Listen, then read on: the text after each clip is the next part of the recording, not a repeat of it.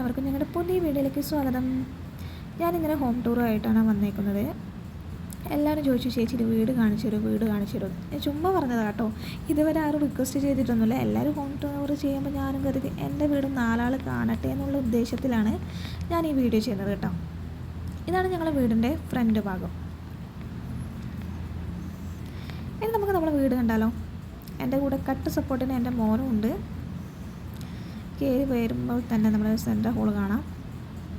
അത്യാവശ്യം മോനെ കളിക്കാൻ പറ്റിയ സ്പേസും കാര്യങ്ങളൊക്കെ ഉണ്ട്. ഫോട്ടോസ് ഫ്രെയിം ചെയ്ത് വെച്ചിട്ടുണ്ട്.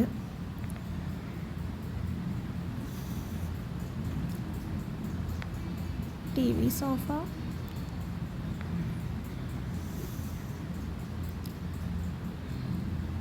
ഇനി ലെഫ്റ്റ് സൈഡ് പോയാൽ അമ്മമ്മേൻ്റെ റൂമാണ് കേട്ടോ.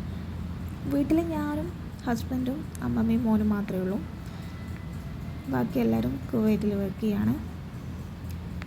ഇനി റൈറ്റ് സൈഡ് പോയാൽ നമുക്ക് ഡൈനിങ് റൂം കാണാം കേട്ടോ. ഇവിടെ ഇരുന്നിട്ടാണ് നമ്മളെല്ലാവരും കൂടി ഫുഡ് കഴിക്കുന്നത്. ഇതൊക്കെ സിസ്റ്ററിൻ്റെ മാരേജിന് സെറ്റ് ചെയ്തതാണ് കേട്ടോ വാളൊക്കെ.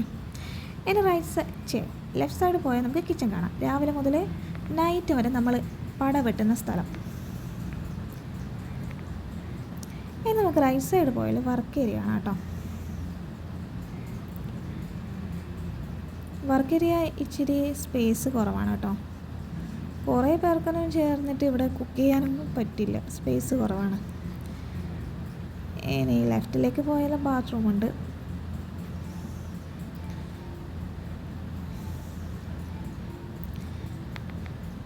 ഇനി നമുക്ക് നമ്മളെ റൂമിലേക്ക് ഏതെൻ്റെ റൂമിലേക്ക് പോകാം കേട്ടോ. ഏതെൻ്റെ റൂം കാണിക്കാനുള്ള ആവേശമാണ് നിങ്ങൾ ഈ കണ്ടുകൊണ്ടിരിക്കുന്നത് കേട്ടോ.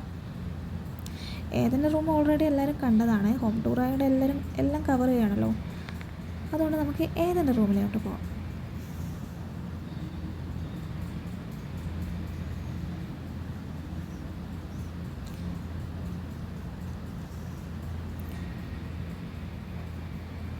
ഇതാണ് ഞങ്ങളെ റൂം.